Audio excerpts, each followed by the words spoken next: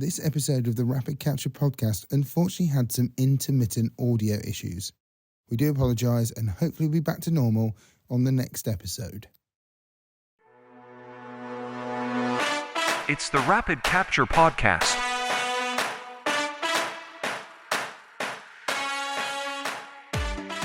Welcome back to the Rapid Capture podcast with me, Ty, aka Ty Kicks, and Alex Harvey, the Photogrammetry man on YouTube. And yeah, we're on episode 5 already, which seems to have flown by really, really quickly. We got back from Florida on Monday and obviously feeling a little bit of the jet lag, but feeling the cold more than anything, if I'm brutally honest. The weirdest bit of getting your head around was leaving Orlando Airport, taxiing out to the runway, just about to take off. Oh, by the way, we're just not going to return back to the stand because we need to take a LiPo battery out of the inside of the plane, which was a little bit annoying. Yeah, that was exceptionally annoying. I think that you would presume that the cabin crew would have been aware of a massive LiPo battery for a mobility scooter wasn't in the cabin and was still in the hold. But yes, 2-hour delay and very, very happy about that. I had a lovely picture of Alex giving me the middle finger, shall we say. He was well happy. It was funny because it was an interesting photo. The woman behind you was more pissed off that you were taking a photo of her, I think. Oh, well, she can get over it now. She's home in the freezing cold. We're back and it's 2 degrees. We're in Southam in the office and we're now not in Florida with no access to a hot tub or pool. Rubbish. No, absolutely rubbish.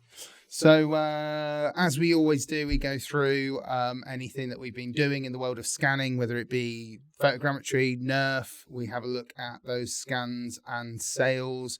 I might as well kick this off with I've done no sales and I've only done a little bit of nerf scanning. What the hell? Yes. You sold no 3D models in the past week? Nothing this week. Nothing that I have noticed anyway. So nothing this week. Just quickly, if you haven't seen the previous podcast and you want to see me fighting Tyrone with a lightsaber, you can see it on the screen and go back and watch that one. Yes. But yeah, back to sales. I've sold something this week, again. Who did you pay off to sell something to? He keeps joking around that I've been paying people to buy my models, so I've got something to talk about each week. It's not the case. I actually sold a, drum roll, brick wall. Oh, sounds fascinating. I sold a 3D brick wall. I don't know what people are going to do with it, but I can bring it up on the screen and show everyone the brick wall. So we look at this. Oh, that's my other scan that I'm going to show you. Here's the brick wall. Lovely. $6. Netted me an amazing £3 UK sterling. And here it is. I don't know what they're going to do with it, but look at that. Polycam, 3D textured wall. Look at it. It's absolutely gorgeous. For the viewers that are not watching the visual version, I'm now looking at a brick wall. With a hole in it. It's got a hole in it, but it's a natural hole. It's not a melted cheese missed out photogrammetry hole. It's actually a hole in the wall. And this just sold online. So yeah, scanned with my mobile phone using Polycam. Thank you, Polycam. And that's probably, we should say quickly while we're on this, we actually have 2 more codes left from Luma. Yes. Luma AI. Yeah. So if anybody's interested in jumping on the nerf bandwagon and can't get a code from Luma and can't get onto Luma's app, we have 2. So if you want to get hold of them, all you've got to do is comment on either the Photogrammetry man's version of this podcast or the Ty Kicks, TY space KIX version of the podcast. 2 to go, and once they're gone, they are gone. I was going to give my opinion on this. I wanted to give my opinion. Brick wall. I've got one word. Stunning. Absolutely stunning. Look at that wall. Again, not really sure what anybody's going to do with it, but fair play. It looks like a wall of red bricks that has been painted white, and it's all starting to wear away a little bit. It also took me 2 minutes to scan with my mobile phone. Where was it? Back of the Tilted Wig in Warwick. Oh, okay. So, pub wall. Pub Old wall. Maybe someone use it as a texture. They could tile that as a texture. It looks quite cool. It definitely looks like someone might have had a waz up against it at some point. So a pub wall might happen. That might happen. There's the wireframe of it. We can go to the wireframe and see how many million polys it might be. Ooh. Probably needs a bit of cleanup. Poly soup. Yeah. Probably But this is at least a solid object. So yeah, it's not too bad. I'm trying to kind of sort of work out. My last scan was a nerf, and I haven't got a shot of it. But you might have a video of it somewhere. But you might have to dig it out, and it is of Alex looking like an astronaut. Oh, and it came out very well. Oh no, I don't think I've got it actually. Alex doesn't have it straight to hand, but we went to on our very last day in Florida to this place that was like an upside down house, and it had some strange, weird science related stuff in there, and they had some stuff related to NASA and space. And one of the things that was in there was a ropey spacesuit, shall we say, with the helmet open and free, so you can walk around the back of it and stick your head in. Alex kept himself immensely still, and we managed to get quite a cool little shot. And then we uploaded it to the Luma AI website uploader and got a very good nerf out of it. So yeah, I was happy. Here we are. We've got it. We've got it on screen right now. Alex looking rather blue in the face. That's just lights on his face. And one of the things that I will say and give it a lot of credit is that even the model version of this that Luma spits out did a really good job of these like metallic metal bars that go around this suit. Which photogrammetry would have made a bit of a mess of. Yeah. You know, the cinematic obviously has got some movement of light on these bars, but the model, everything texture-wise is baked in, but it actually looks really, really good and solid. And yeah, not too bad for a nerf. I think it's because I was staying completely still, looking into nowhere, so that you can also see my bum on the back. Nice. Yeah. The one thing I will say is, can you explain for people that can't see this and obviously won't really know your past vibes on nerf, as to how you decided on LinkedIn to try and test a few people? Yeah. So with this is actually a nerf that Ty's done a post render of from the nerf, but I did a video of Ty inside the same suit and posted that online, basically saying to people that the nerf and the 2D render are very similar. I'll try and bring that up. Maybe it's on your profile.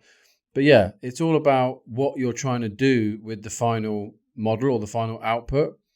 And in this case, I think you can't really tell. It's quite hard to tell. It's definitely on your account because you were the one testing people to say, is this a nerf or is this a video? Yeah, you can join the conversation online. Yeah, with a few people not so sure. So yeah, I think we wasted somebody's time a little bit. So here's the Tyrone. This is a nerf or a video? Obviously, I did a TikTok of it, so that's what the. Is this a nerf or a video? Turn that down for now. So, is this a nerf or a video? And it's like very short. So this is like 3-second long video. But some people were commenting, I can see the shadow of your hand. There's moving lights in the background, which is actually, if you look in the top right-hand corner, you see some green flashing lights. But yeah, this is a video.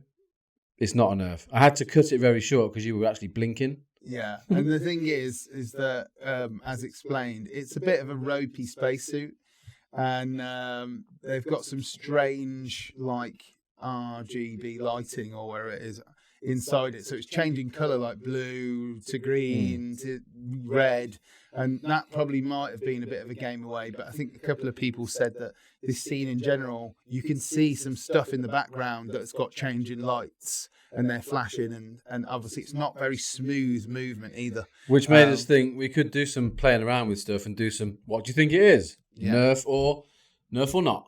Yeah, definitely room to try and see if we can fool a few people in the future. Because it is all about, like, if you can just go and video something 2D, why would you not video it? If you're just trying to get a 2D render out of making a nerf, there's no other reason other than we sort of worked it out in the car. Our version of it is, if you're trying to do a camera movement after the fact that you didn't do on the day, then a nerf would be handy because you can make a new move. Like your Stormtrooper, you could bring that up now and do a pass from his feet to his head. Whereas if you were there, you might not have filmed that. But on the other side of it is, if you've got a video of it, you can still make a nerf out of it. Oh, by dropping it in? Yeah. So as long as you covered enough angles. You might as well get a video of it And then you could put it into nerf and get a different angle if you really want to, or just use the video. Or as if you can't touch it. You know full well, you can't touch it, but you know full well that the video will always be sharper, will probably be overall just a better resolution. But it's a fixed angle. You don't get to move it. Yeah, things will improve with nerf over the time that will probably help with that. And one of the key things when we watched the video back from the Corridor crew guys was that the better the camera you use, the better the nerf will be. But the one thing that I tested was that resolution didn't make a lot of difference. Going from 4K to 8K made very minimal difference. So it is just about the quality of the capture, not necessarily the resolution of the capture. So that's, for the most part, our scans. And there was one more scan I don't think I spoke about. Okay. Was this one that I scanned? Did I talk about that last week? Can't remember.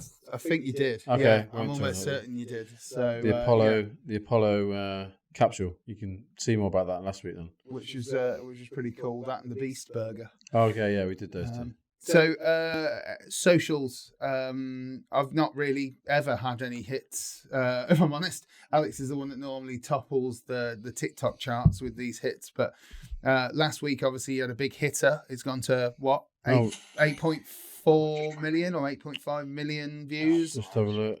Just having a look. 8.7 million views. 8.7 million. Is that your biggest one then now? Yeah, it's beaten the other one. Officially bigger than the Duck Chuck. Yeah, which was 4.2 mil. And the ambulance crash. So Yeah. if you need to see it, go to Alex Tench.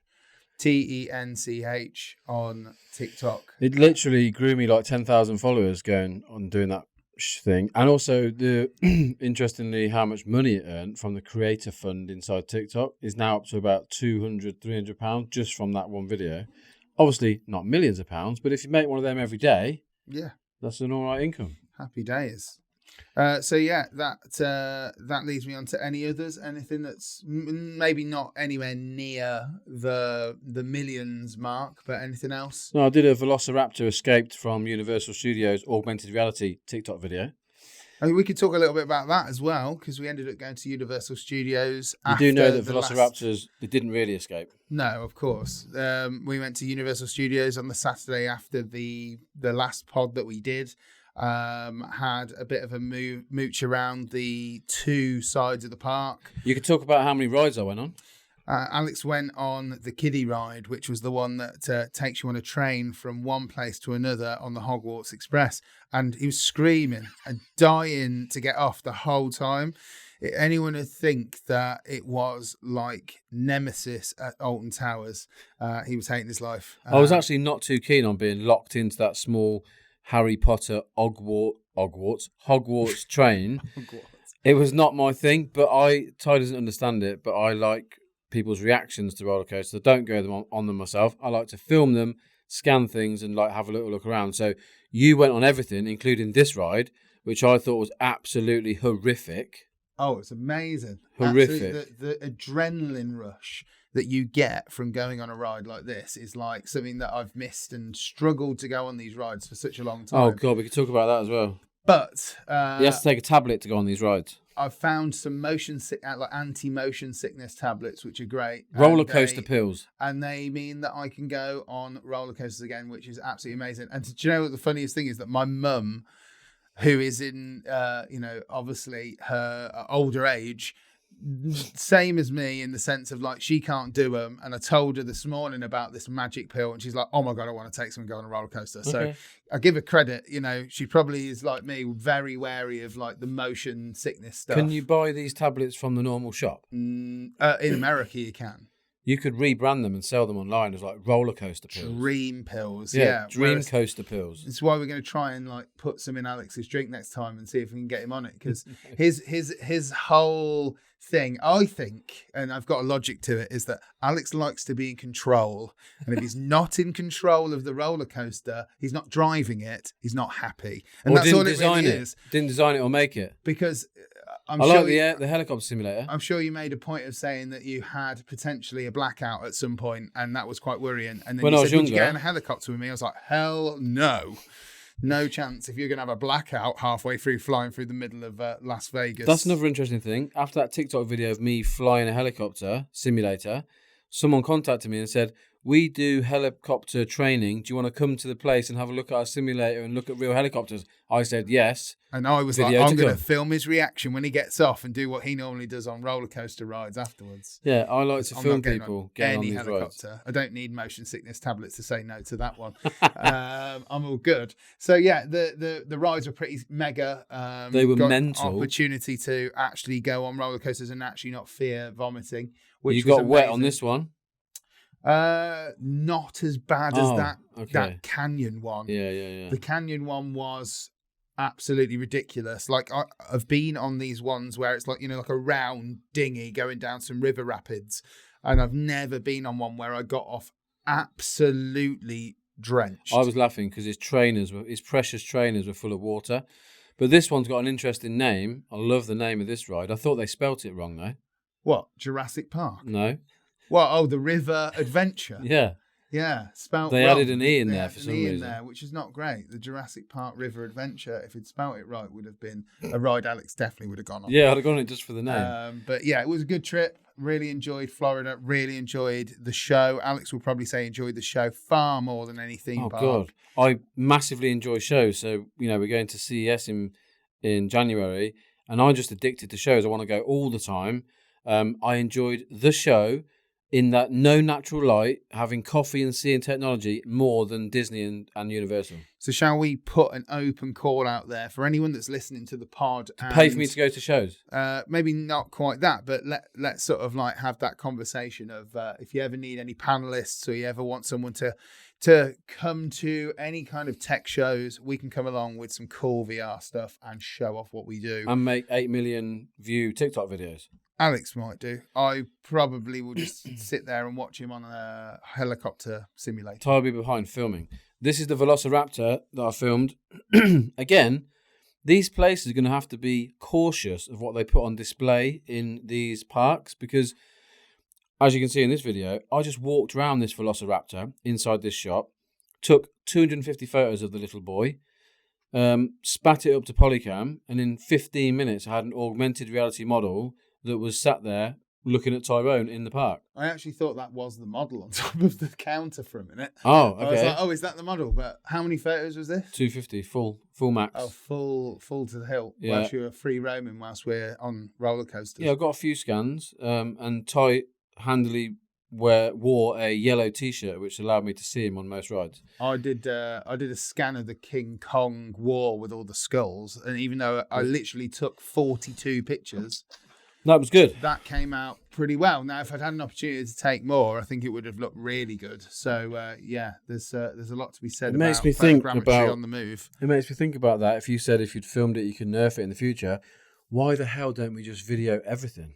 Eventually, there's going to be cameras that follow people around all the time. Because of people like the lady that saw me on the plane, not liking the idea that she's having her privacy invaded.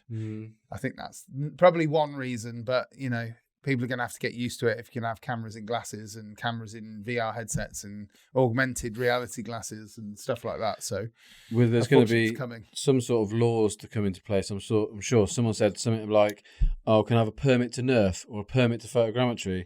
Because you can go and take photos at these parks and take the models and put them online and put them in AR, VR, and 2D experiences. Not many people are going to stop you at the moment. Yeah. Scan away.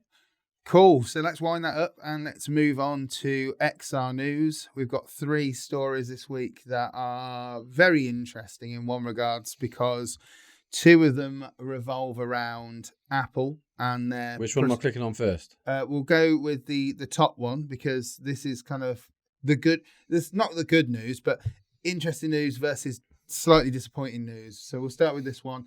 Apple, through certain sources, have been reported to have renamed their headset operating system for their AR, VR headset to XROS.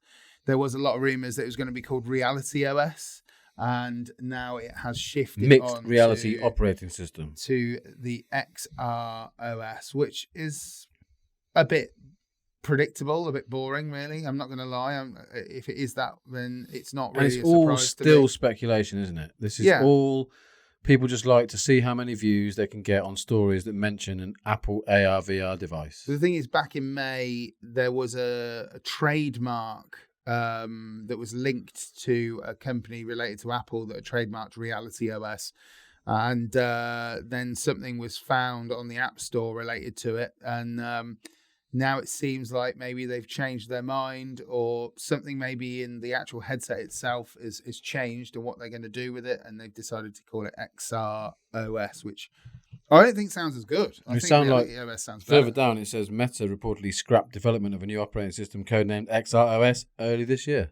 Yes, yeah. So, and then there was another trademark for Reality One, but I don't know whether that's related to the actual name of the headset, which I don't really know. But yeah, that's just something that popped up in the news, which was an interesting thing. You see that headset everywhere, don't you? The pictures Oh, of that sketch. It's minging. It's absolutely like, and then some people have done real life renders, and it's like there is no way on God's green earth that could fit any kind of electrics in it.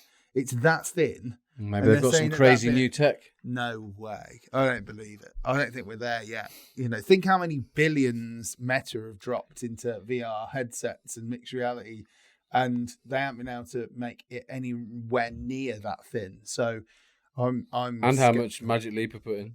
Yeah, but that's So let's move on to the next one, which is Apple related again, and this one is apparently Apple's new mixed reality headset has taken another hit. It is potentially going to be delayed again through some reliable sources, which is really annoying because we had very much set in stone that there would be some sort of an announcement early 2023, maybe in January, with the potential production to start in about May. All speculation. Yeah, of course, but it's coming out of reliable sources. And because of that, usually you tend to see, especially if it's the right sources, it tends to be fairly accurate. So, yeah, it seems like there's been an issue as per... This seems to be like an Apple issue in general, where they seem to produce these amazing products. Remember AirPower? And then that mat that could charge anywhere. You could put anything on it, it would charge at any place. And then it just got cancelled. It was like a pad. It was a pad. And it just got cancelled because it had like 1 million coils in it. And it was absolutely boiling hot and couldn't be cooled. And so they just said, we're giving up on it. We can't do it. And that's a company that has one of the richest pots of money in the world with some of the best engineers in the world. And then someone else made it instead. Yeah. Other people made versions of the pad. But but I don't know whether it's anywhere near as good as what that was being touted to be. But then it sounds like Apple are having a similar issue with this headset related to overheating and keeping it cool and keeping, the cameras functioning and everything. So this reliable source is saying now that there were potentially going to be 750,000 units that were going to be produced, and now they're looking at more like 500,000 units instead. So, and won't maybe release until later in the second half of 23, which is a bit disappointing. We should definitely name this podcast like something to do with this Apple headset. Since you've got 2 bits of news in front of us about that, we can say, tried on the new Apple headset in Orlando. Wished. That would be amazing. And obviously, one of the things that we were very aware of when we went to California earlier on this year was that this headset was supposed to be announced this year and obviously has been delayed. And then on the other side of it, we were being told-ish that nerf would be part of this headset in some way for content neural production. radiance fields. So this was our first understanding of that, and it's yet to be seen. Anyway, on to the next one.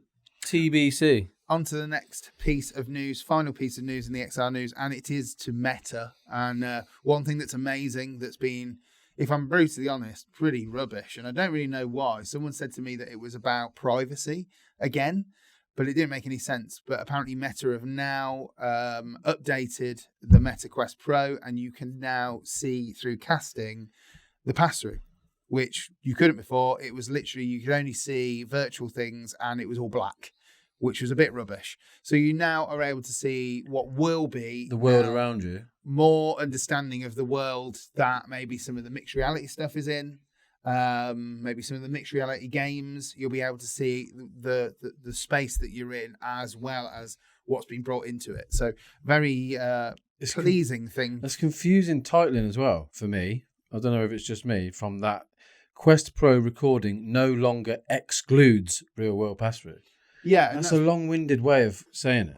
Hence why my title for it was they have now allowed pass-through in casting, which means that you can pass-through recording allowed. You can then pass-through record. So, not the best title, David, excluding. Sorry, but now makes more sense that you are able to now record the physical world with the pass-through cameras and what's brought into it for mixed reality apps, which is amazing.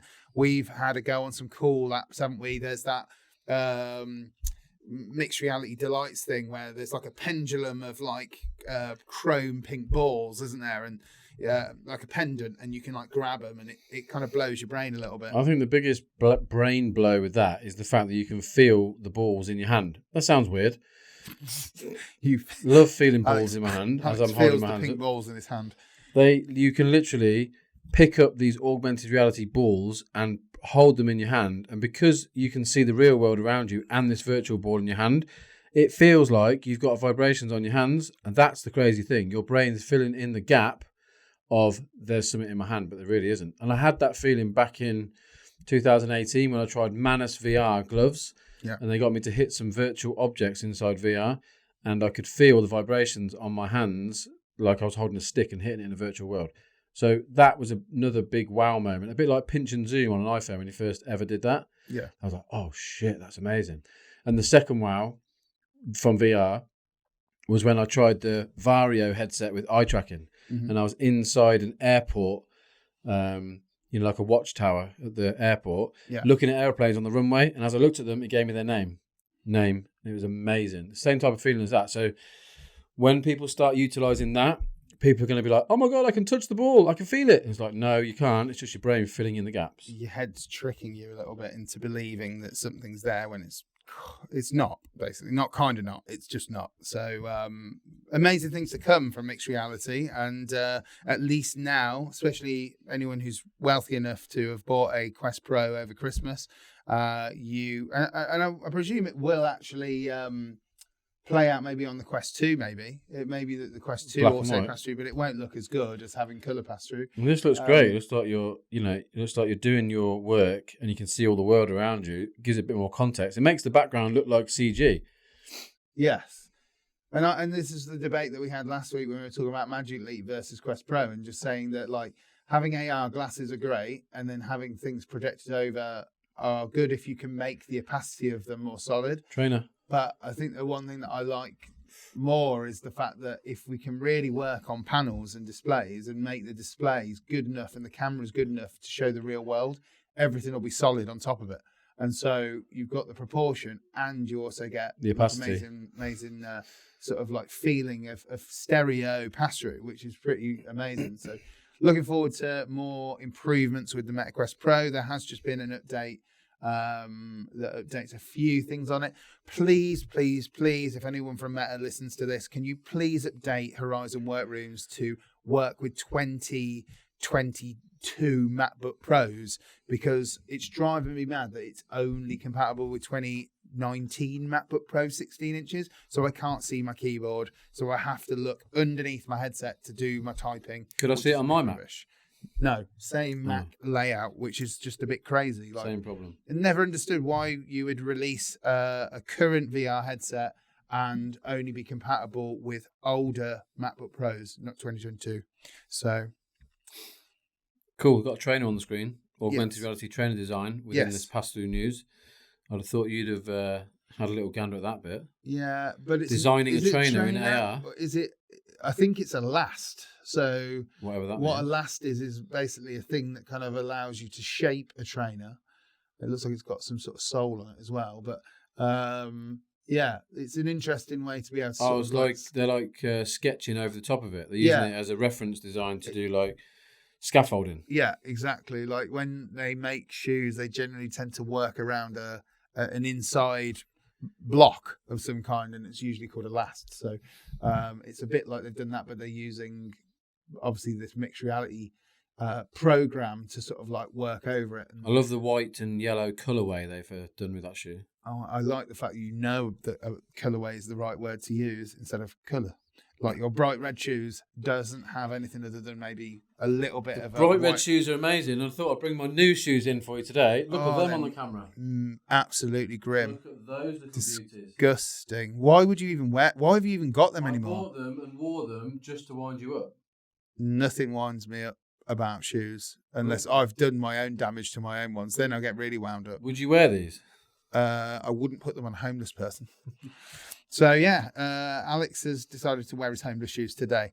So that was the news in XR, and sort of to round up the podcast this week, we are going to be talking a little bit about immersive video capture and utilizing it for virtual reality and the options that we use to create it, and the history of how we as a company at rivr have been using immersive video to capture moments for different things, different industries. There's a lot of cameras on this table. And we're going to go through some of them. Some you'll be able to see, we'll have in our hands. Some are hidden in our podcast desk as a graveyard to cameras gone by. So where do you want to start? Well, What's the best thing to do? If you're actually on TikTok live, which you are, I can put the camera down and show you the desk. I guess you're going to do a bit of video to show this desk off. Yes. So we started filming 360 video back in 2016-ish. So there's quite a lot of cameras in here, ranging from the Samsung Gear 360, the GoPro Fusion. They look a bit weird because they're burnt and they're melted in house fires and burns over the years. But they were the basic ones that give us 360 flat, 4K maybe. Can't remember. No, maybe not. Maybe 2K video. On the Equirec. Anyway, they're in the desk now, burnt and melted and never to be used again, I'm sure. But before that was this bad boy. This was the GoPro Omni. Before that was the Hero 360 3D print with GoPros in. But this one, GoPro Omni, was the first time we could put six cameras, 6 GoPro 4s into this ball and connect them all by one cable. So they go into one lump and then one charge cable comes off, and they had their own firmware. But that gave us a 360 image, but we had to do a stitch, fix a stitch on it because it showed the lines. But this is what we filmed some of the early stuff on the cruise ships when we went to Thompson Holidays, Barbados, Spain, cruise ship. I think that was before your time. I was so glad that I never had to use this thing. Literally looking at it now, it's like using ancient tools. It looks very, I wouldn't say complicated, but obviously I had an opportunity to kind of really have a look over it back in my early days at rivr, and looked at it and just with horror thinking about how to stitch this thing. You know, you've got X amount of GoPros in here. 6. Were they Hero 4s? Yeah. So Hero 4s into this cube of a frame, cage, and then having to manually stitch, or was there some sort of software for this? There was automated stitch. Once you have to take a memory card out of each one, obviously, and take the footage off and put it into certain folders so the software could read it all. It was an absolute pain. But the one before that was even more of a pain. Yeah. The Hero 360. I think it was called the Hero 360. So then you had access to other cameras such as like the Gear VR cameras. They kind of came around as like consumer friendly cameras. Yeah, the white ball. They had 2 versions of that. The one in the desk that's quite large, circular ball. Yeah. Then they moved on to a smaller ball that was a little bit more shaped like this one in front of us. Yeah. But they were all flat video. The resolution was lower than that GoPro one. That gave a good output. Mm-hmm. Resolution was really high. But it was a pain with the stitch lines, so we had to make sure people weren't sat between all the lines. Well, this was used for promoting like cruise ships for like a holiday company. Mm-hmm. So from that standpoint, it had to be decent enough to really kind of put the point across that, you know, it would be cool to go on cruises and that you get these amazing experiences. And I don't think that if the resolution was low, that it would have ever have been something that could have taken off. So yes, it's all well and good having the consumer grade ones, but I don't think the quality was really there. And I think I only ever used... It was a stopgap. I only ever used the Gear VR, the next version. I never used the ball version. I used the one that had like a little stem on it, like you say, looked a bit more like these ones. Yeah. And this is like a collection of current, but we'll just keep looking at what we've got in this desk and also what we've got in the magical box that you've put at the end. Oh, there's another box there. But in here we've got things like 360 cameras from Ricoh. There's Theta in here. I would say that's more photo. Was it more photo? Ricoh Theta 360 camera was really good for photos and rubbish for video. Yeah. The video came out really low res, so that was only ever to be seen on a 2D screen, really. In a headset, it looked honking. What's this black one here? I don't know the name of it. Is it a Yi Cam, maybe? Oh, yes, it was the Yi 360. And then you also, and I don't know if it's in here, probably not, there was a Kodak one, wasn't there? You had a Kodak 360 camera that had two huge lenses like GoPros. and a really fat little body. I'll try and pop up an image of it, but I never used that one either. I think some of the first 360 cameras that I ever used were GoPro Fusion, which we've got a nice melted one in here from a fire. Alex also destroyed one in a gym pool. And tell us about that. Were you not aiming to try and do some sort of like inside David Lloyd? You were going to do gyms? What it's like inside a David Lloyd gym, just to get free gym membership, really. But then when we were filming, I might have dropped the GoPro Fusion into the hot tub with no waterproof cover on it. Which, is not particularly ideal by any stretch of the imagination. You would want to have the cover on it, so because it was actually water resistant to a certain degree, and unfortunately, it sank and drowned. And then we moved on. We moved on, didn't we? We had that, which was a bit of a pain. Had to have two SD cards as well, and just a tiny little screen on it. And I think that the preview wasn't that great on the phone. You had to use your phone for the preview.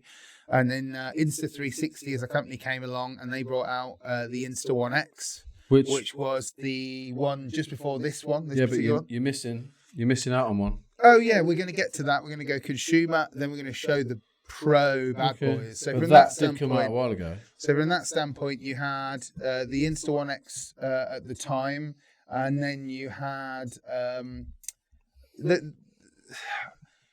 Show me this one. I was going to say, correct me if I'm wrong, but the GoPro Fusion was superseded by the GoPro Max. Yeah. They had a screen. Yeah. Then the Insta1 X had a little screen, and then they brought out this one, which was the Insta1 X2 that had a color screen on it. So then basically those two were kind of competing. Both shot 5.7K, or I definitely know that shot 5.7K, and the original Insta1 X2 shot 5.7K. Two lens 360 camera. So remembering, like, most of the consumer cameras we've got in this desk had two lenses. The professional stuff that we were doing with the Omni had multiple cameras and multiple lenses.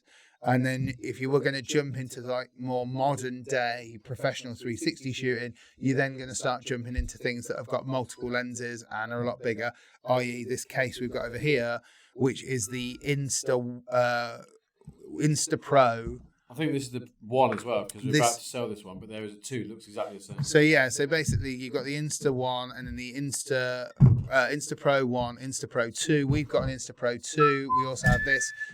Exactly as Alex says, they look basically identical, but the Insta Pro 2 shoots 8K resolution and can shoot pseudo 3D 8K resolution as well, which is pretty amazing. It's a beast. But it's the workflow on it is not great. It takes 6 micro SD cards. It has 6 lenses, and it takes one full-size SD card. Lots of SD card headaches. Whereas the GoPro Max and the Insta 1 X2, both single SD cards after the Fusion, which made life amazing. The only difference, I suppose, between professional, obviously, and consumer was massive price difference. That's like $5,000, isn't it? £6,000 for that particular big boy. If we're talking the Pro 2, yeah, about $5,000. Didn't the Pro 2 have one SD card? I thought it had one normal SD. Yeah, one normal and 6 micros. Why have Raven? 6 one plus for one? Each lens. And then the one in the middle was like some master sort of software firmware thing. So it's just. And we never really used the 3D version. We would normally have this for 2D. And then also they do an absolute outrageous mega edition, which is called the Insta Titan, which is 11K and probably a workflow nightmare. And so you're giving yourself the opportunity to be able to shoot probably the highest resolution in 360 that you can, that Insta produce. But you also have a nice price tag with it that's like tens of thousands of pounds. I'm not 100% sure. I hope Insta's got a cool stand at CES that we can go and see, because they sometimes have some really cool. They had a light field camera one year, but the Titan is massive. It's like a human head. Let's see how much it costs. If you would like to pick one up today, it's going to cost you $15,000, and still it's £15,000 in the UK to buy a Titan. Mega overkill, way too much for what we use. 8K is more than enough, and obviously it really is dependent on the VR headsets you're going to put 360 video into. Unlike some of the room scale, walk around, interactive things that you may experience, like some of the games on Quest or wherever it may be, this is a passive experience. So whatever you film is baked in. You're at the perspective of the camera, and that is it. You're not going to do a lot more in that. Just three doff. No walking around. Bums on seats. Only move your head. And you always say that you think that when Oculus killed the Go, it kind of made people forget so much about 3DOF. Yeah, the Oculus Go was a little mini headset that sort of sat between some of the Quest versions. But then they killed it, and everyone thought, 360 video, don't need that anymore. Yeah. Normal VR means Beat Saber, and it's just not the way. Let's move this case, because it's probably blocking you from the camera, so let's get this out of the way. But then we move on to today, which very much is, if I'm brutally honest, I think it is predominantly dominated by Insta360. There aren't many other camera companies producing 360 cameras at the moment, and a lot of the push with their consumer-based cameras seems to be on this ability to do reframing. And so everyone's forgetting that if you own a 360 camera and you're using it to just utilize the sphere of video to punch out a flat video, and obviously recording everything, and you can make multiple different videos out of the same clip, you're also forgetting you can put that in a VR headset and you can view it in VR and 360. So it definitely is something that people need to remember. 360 video is not purely for reframe, no matter how much some of these companies are pushing it. And then they brought out this one quite recently, which is... It looks like a massive end to it. Yeah, so this is a consumer 360 camera. And unlike this one, which is the One X2, they brought out One X3 as well now. What's this one? New one called? Bigger screen. This is the One RS 1 inch. It's a real mouthful. But what it does is it's a modular product. They brought out the Insta360R a while back, which was a modular camera, allowed you to be able to kind of like put a 360 mod on it, and then you could put a 4K GoPro style mod on it. Then you could get a 1 inch mod. So it was modular, and now they've utilized this to add this massive, enormous 360 lens onto it. Does that mean it's good in low light? Yeah, so it's giving you a lot more low light capability, and something that we've used on some of our sort of top secret missions. And it has been very good in comparison to the previous Insta camera, where if I take the lens cap off, you'll see. It's got a Leica lens on it. For anyone that's listening, the lens is considerably smaller on the One X2 and on the One X3 than this 1 inch edition. And you will pay a price for it. I think the 1 inch runs up towards like $600, $700, $800. No, how much is it? $799, probably the same in pounds, for this particular one, as opposed to this one being maybe close to about. Do you remember £400 or £500? Do you remember when they brought out that piece of junk frame that fitted around a Mavic Pro with the Insta 1R or whatever it was? Yeah, I remember that. Basically, in a nutshell, there was a lot of hype about the ability to be able to use the 1R. Divide the camera up by a drone combo package, which would allow you to strap a 360 camera onto, as you can see in this video, is attached to a Mavic 2, one lens on the top, one lens on the bottom, and what it would do is it would make the camera... Look at it there. It would make the drone disappear. The one thing that Insta never addressed, and we worked this out the hard way, is that we bought one. We found out when we got it that it was, if I'm brutally honest, it was just 3D printed. Are you allowed to swear in the podcast? Not really. Can we say dog toffee? Yes, it was absolutely piss poor, should we say, in terms of it was a very unfinished product. It was very fragile. It was definitely 3D printed, and it was not primed for release. And then the worst thing about it was that it had a really bad flaw in horrific rolling shutter. So everything just looked like jelly. It just looked like wobbly footage, horrible in the air. It was supposed to give you the ability to get rid of the drone in post. What was your makeshift landing pad? My hand? I can't remember. A No, bin? You put it in a bucket. Oh, yeah.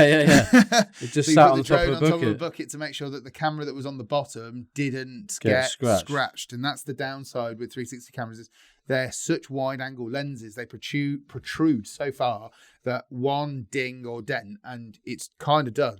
Ross built a better one. Yeah, so it's a shame really, but yeah, that was kind of the rundown of 360 cameras that we use to capture 360 degree video. Just need to say thanks to Ross for this Coke. He donated it to me out of the fridge. That he didn't know about, I'm sure.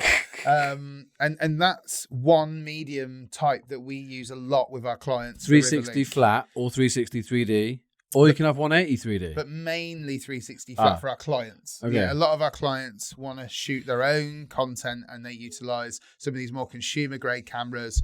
They have them in their own capture kits. Well, and they go out and do that. Yeah, if I was going to talk a bit about that and what we sell to them, we put these with memory cards and batteries and all the things you need to shoot for about 64 hours into a little pelly case and sell them a shooting kit. We've also obviously changed that name recently to capture kit because some of the people don't like the word shooting kit, obviously.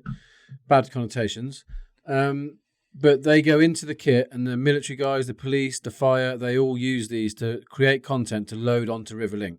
Got to plug a bit of rivr while we're here. Yeah, and that's it. The kit that sells all around the world. The objective to be able to shoot this content rapidly and then place it onto a unified, synchronized, multi-user Simultaneous system, playback is a very, very good product. And obviously, because of the fact that everything is synced, and you if you were the trainer, the person that's leading the session, you don't have to be in VR, but you can see what everybody else is seeing, which is just amazing for anyone who's looking for something new to try and really hit hard anything they're trying to teach people. Stage one. And trying to eliminate those levels of distractions that are all around you, whether it's a phone, a screen, a computer, whatever it is. It's really, really good for that. And it's not the future. It is here right now. Oh, yeah. And as you've seen, we've gone through an evolution of 360 cameras and how they are now a lot better. They're a lot more affordable.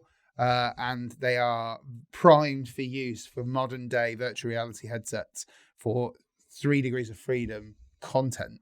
But what we also have is a very good relationship with Canon in the UK and Canon in the USA. And we've worked with Canon UK specifically to utilize a new product that they brought out at the beginning of 2022. An amazing product for us in the sense of upping our production levels. And it is the dual fisheye lens. As you probably can see if you're watching the podcast video version, this lens was released for Canon's mirrorless line of R5 and R5C cameras. And what it does is it's a traditional lens mount, the RF mount for the Canon mirrorless range.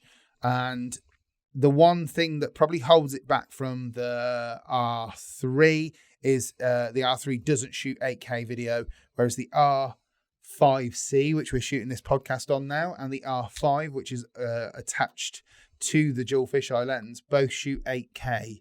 And that is really important for giving 3D 180 recording using this lens.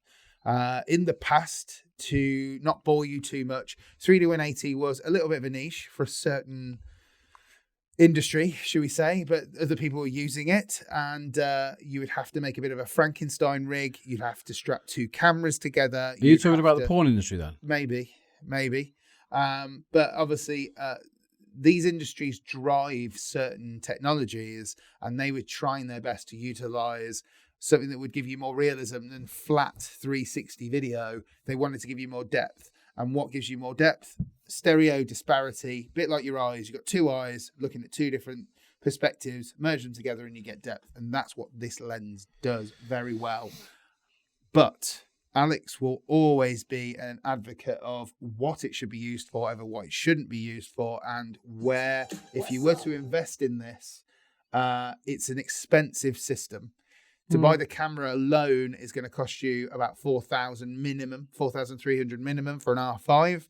And the lens is going to cost you in the UK just over £2,000. So you're looking at nearly £6,500 for a very good setup that also you can use to create 2D content as well. So you take this lens off the front, click, and then you put another lens on there. So if you want to shoot 2D, you can stick it on there. So you use the same body, photos and videos and photogrammetry. Yeah. And then you put it back on and you can shoot 3D 180 straight down to 8K on one sensor.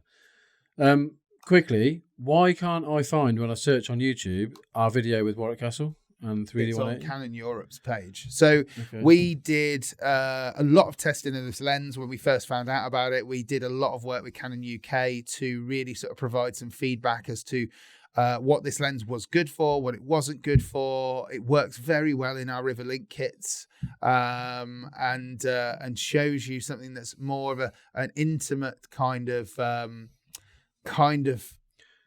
content material. It's very good for interviews. You feel like you're eye to eye, right in front of a person that's right in front of you. And again, all this stuff is like, it's still video. So once you've shot it, that's it. You know, you're not interacting with it. You are just passively viewing it. Bums on seats, looking around, but it's 180. You don't have to look behind you. Yeah, and what that does, by only shooting 180, it's pushing all the resolution in front and nothing behind. So black behind. Pixel density looks better. Everything in front, and you've got some depth to it. 8K resolution is incredible. And we worked with Canon on a video about what we do for rivr. And I think we should just play this. Oh, you want to play it? Yeah. 4 minutes of? Yeah, definitely. Okay, and then you can put it on.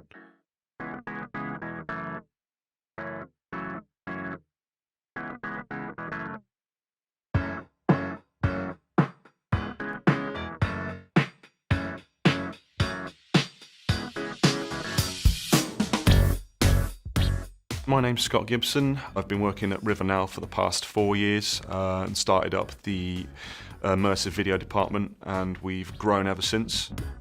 After testing for many years with 360 video, we realised that many viewers don't tend to look behind them. People just want to look within 180 degrees. So we found that that was the best medium for us to work with as a result. But the problem with it is that you had to create custom 180 rigs. They were not ideal. There was a lot of added workflow in post-production. And so now Canon have come along with this dual fisheye lens. It's literally been, overnight, an amazing tool to be able to create stuff with ease.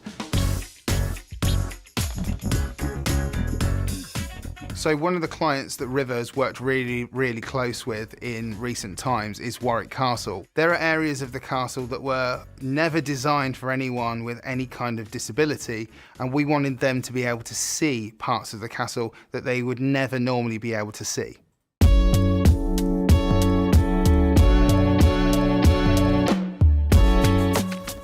It's been an absolute game changer for us to be able to utilise Canon's new lens along with their bodies that are capable of filming 8K RAW at up to 60 frames per second. Now that we've got the Canon EOS R5C, the results have been incredible. We literally can just shoot, take that card straight out of the camera, and we can then process it straight away. Being able to view that image in a VR headset is almost lifelike. You feel like you're there. Being at Warwick Castle today, experiencing the Birds of Prey show and being able to capture that was an absolute treat. The levels of realism that viewers will experience will be like nothing else they've seen before in VR. The other side of the business we also do is 3D model creation using photogrammetry. We want to be able to capture historical things forever in digital form, and using photogrammetry, we are able to do that. My name is Ross and I'm head of photogrammetry at rivr. Photogrammetry is the process of taking hundreds, sometimes thousands of photographs, and using some software called reality capture, we then turn these photos into three-dimensional models. So today we're at Warwick Castle and we scanned this historic table called Kenilworth Buffet, which depicts a scene of Queen Elizabeth visiting Kenilworth Castle. And this was about 500 photographs, and we need an incredible amount of detail to actively replicate this in a 3D environment. So image sharpness, properly exposed, and high megapixel count is key to these sorts of scans. That's why the Canon R5 is perfect for this. Canon are always innovating with their cameras, and the new dual fisheye lens has been something that no other camera company are doing right now, and I think that they're ahead of the game with that. The Canon dual fisheye lens coupled with the R5C is the perfect piece of kit for any VR filmmaker. The user base is forever expanding with the introduction of the metaverse now. AR and VR hardware is going to be huge. It's going to be in everybody's household sooner than you think. Done.